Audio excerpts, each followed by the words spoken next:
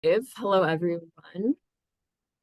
Thank you so much for coming to the Best Starts Capital info session for the proposal period. I'm assuming if you're here, you've already gone through the pre-proposal and have been determined eligible.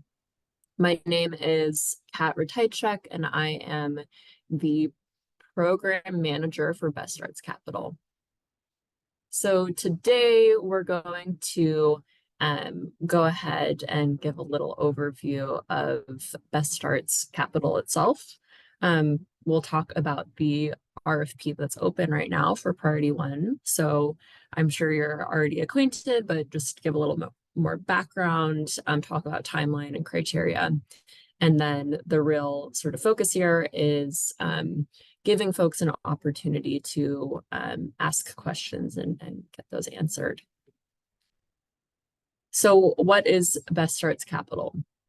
Or what is Best Starts for Kids, rather? So Best Starts for Kids is a levy that is traditionally focused on services, social services, but now has a capital component. And the overarching goal of Best Starts for Kids is guided by 4 keywords. So happy, healthy, safe, and thriving. So we want to see babies born healthy, kids thrive, and young people grow up to be happy, healthy, successful adults. That is the goal of the levy.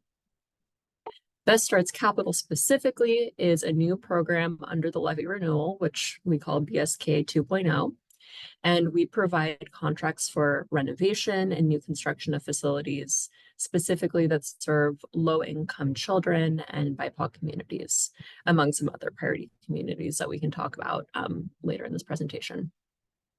Overall, the program funds recreational, early learning, and childcare facilities, as well as community centers and eventually affordable housing. And the program is guided by an implementation plan. So the implementation plan prioritizes providing culturally responsive youth programming to low-income and BIPOC communities.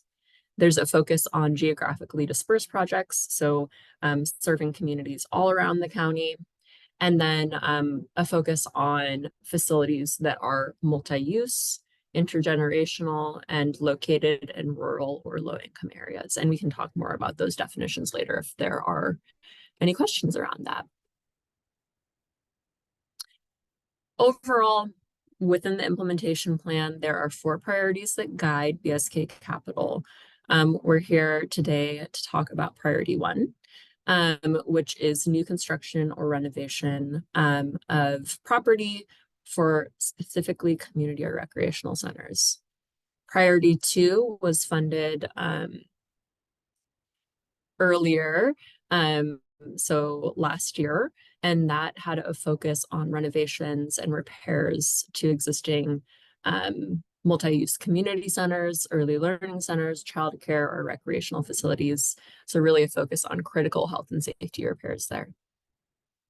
In the future, we will release funds for Priority 3 and 4, which focus on expanding childcare and early learning facilities to increase capacity. And there's a real focus there on leveraging PASTA funds, which is another King County funding source. And then eventually, Priority 4 is focusing on the creation of affordable family or youth housing with a youth development component on site.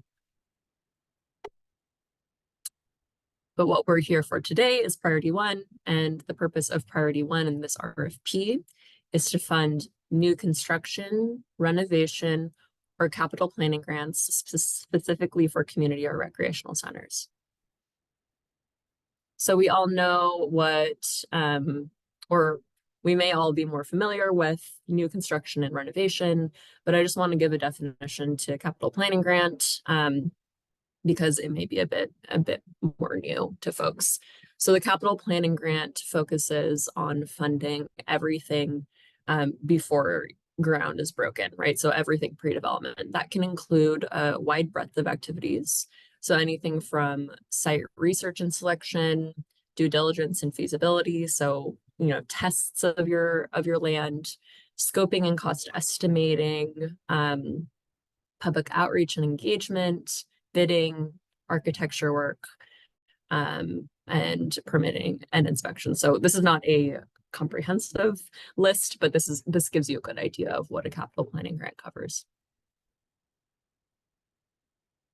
In summary, for this Priority 1 RFP, we have $7.2 million available.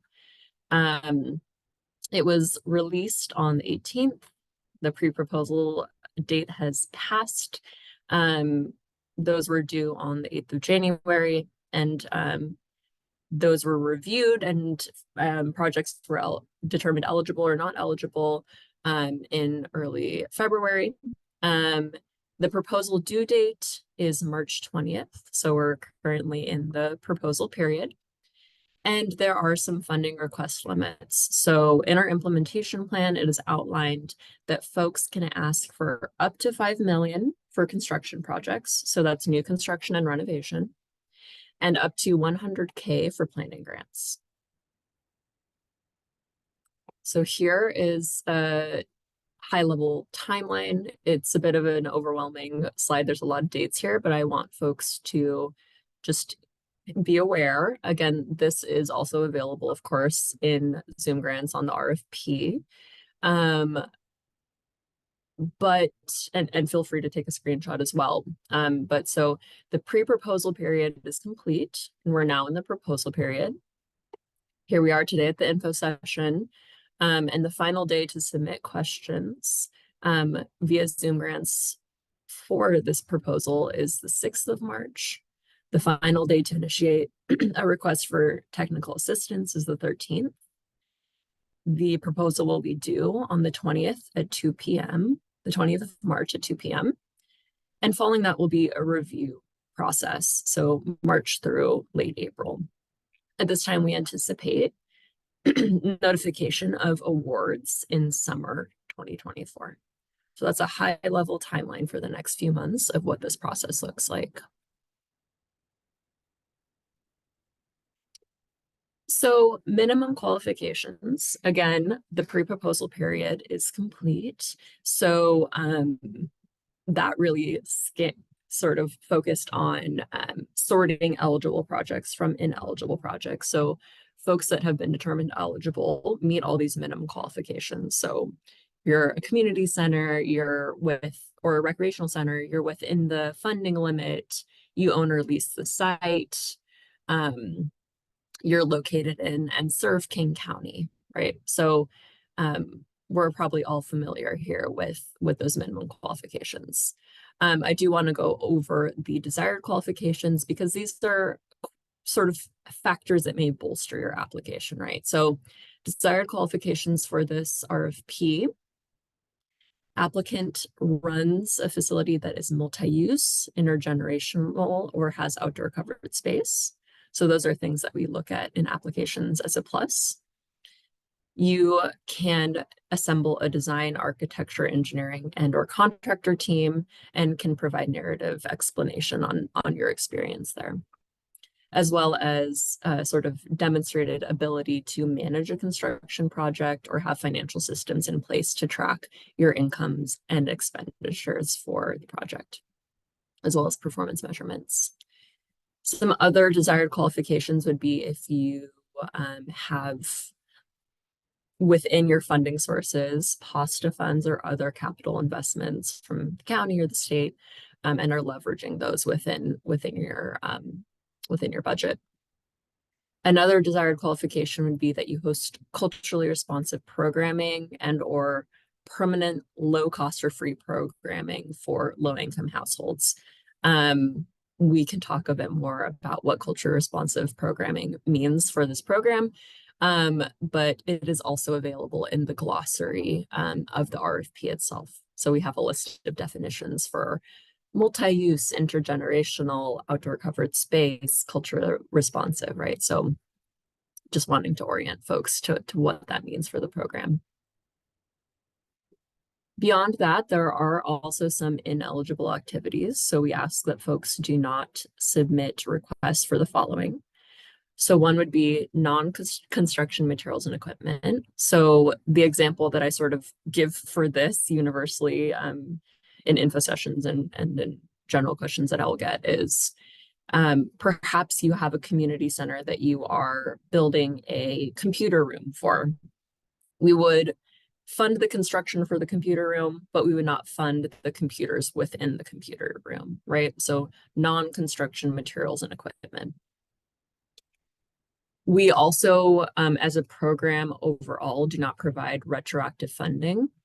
So if you completed work in 2023 for this project, construction work in 2023 for this project, we can't provide funds for that. We can only provide funds for the contract start date onward. We won't cover overhead costs, so transportation, travel, salaries, mortgage or utility bills, or emergency funding. And who should apply? So really anyone in King County that serves communities and meet minimum qualifications. Again, we're past the pre-proposal, so that's not quite as relevant. But we really do encourage small nonprofits and CBOs to apply.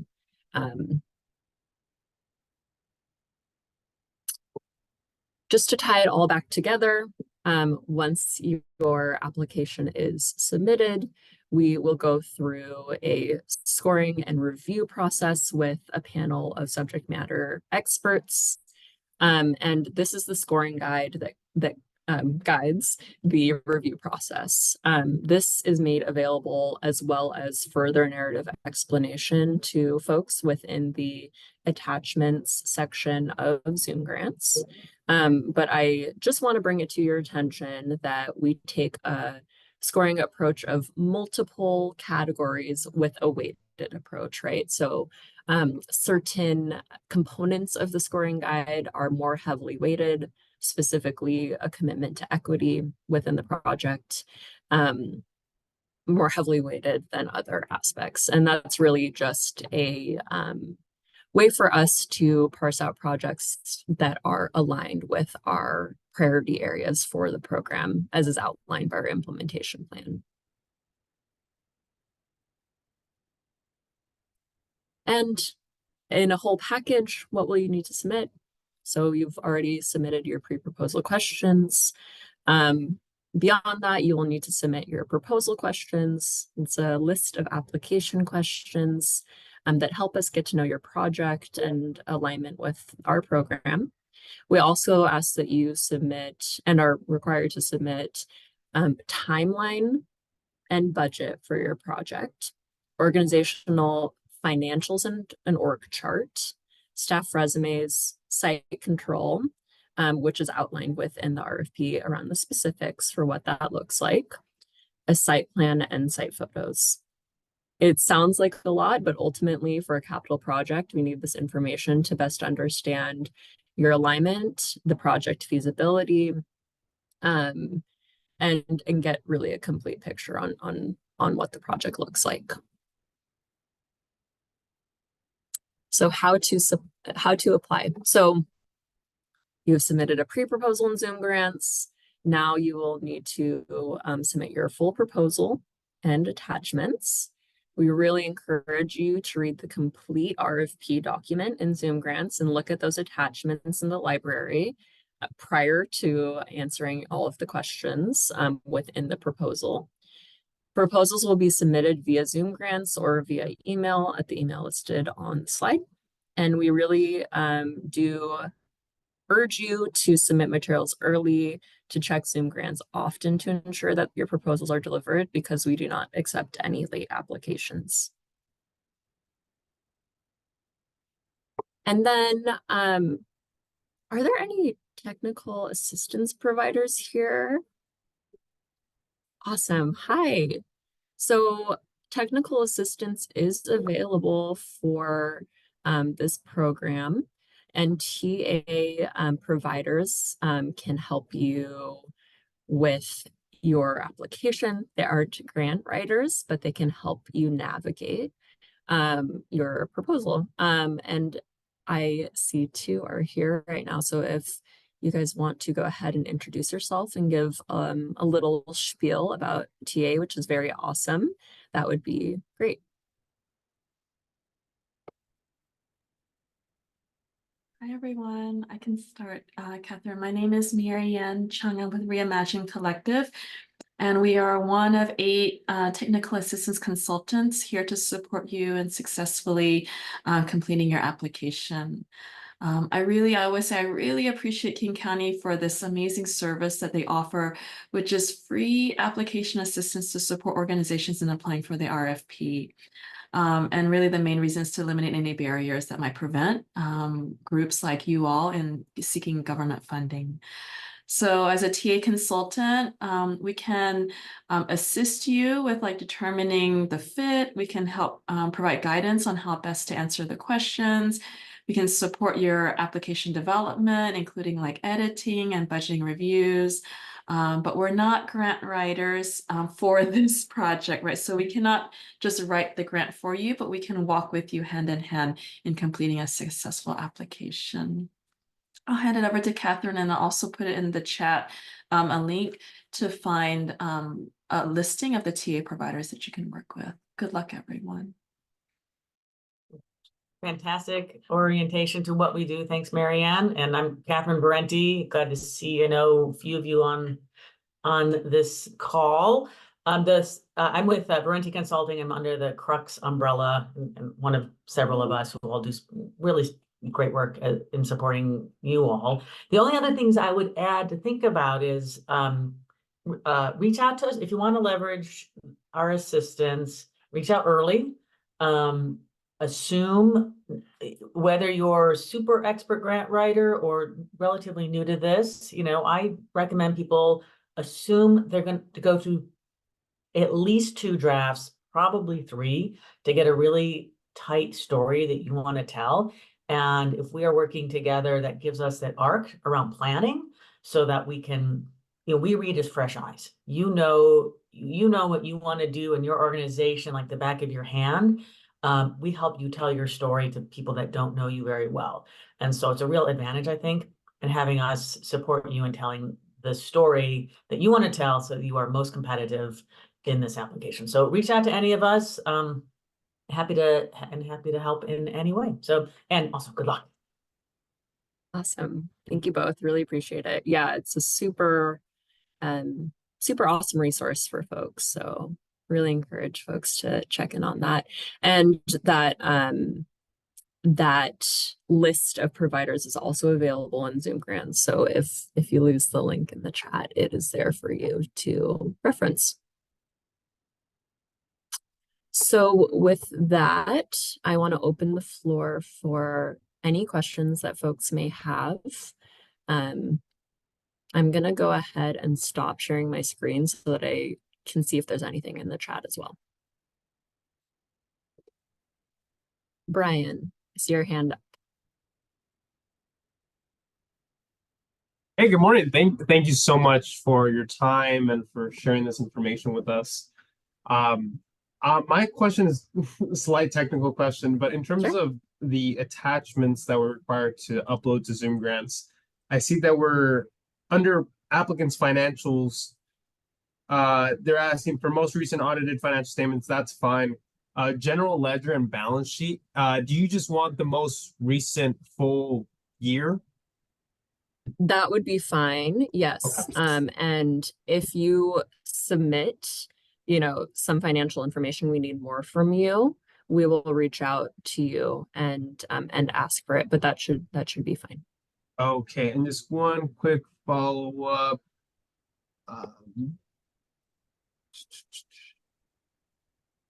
Would that be considered, because I reached out to our fiscal team for this document. They said if it's a GL detail report, it sounds like that's a general ledger report. Yes.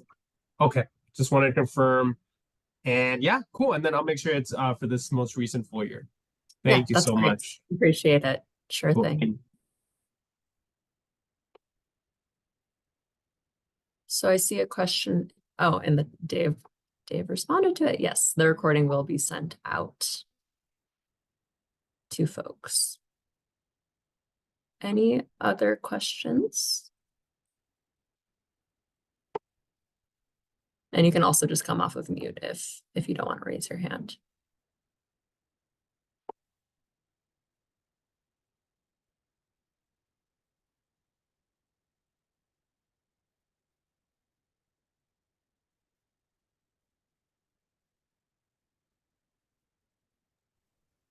I have another question. No, I mean, this is the time to ask questions. Go ahead. Absolutely. Yeah, so our project is a community center that's part of a larger affordable housing development that we're also developing. Yep. In terms of timeline and budget, do you want it for the entire project? Do you just want it specifically for the community center? Just because once again, it'll probably be the first floor of the Yeah. whole project. So how Yeah. would you best like that presented to you?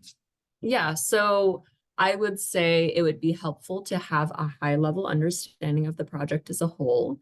But when it comes to the timeline and budget specific, the attachments that we're requesting from you, I'm going to want that for specifically the community center so that I can understand the request at hand. So yeah, as always, I would say within your narrative, provide as much context as you possibly can. But I'm really interested in looking at the breakout for the community center. 100%. Thank you so much. Awesome. Yeah, of course. Thanks for your question. Okay. I'm gonna sit in silence here for just a couple minutes, and if any questions do come up, I'm happy to answer them. And you are also always welcome to reach out to the DCHS contracts email. Joanna or Leslie, could you put that in the chat as well with any questions via email? Thank you, Joanna.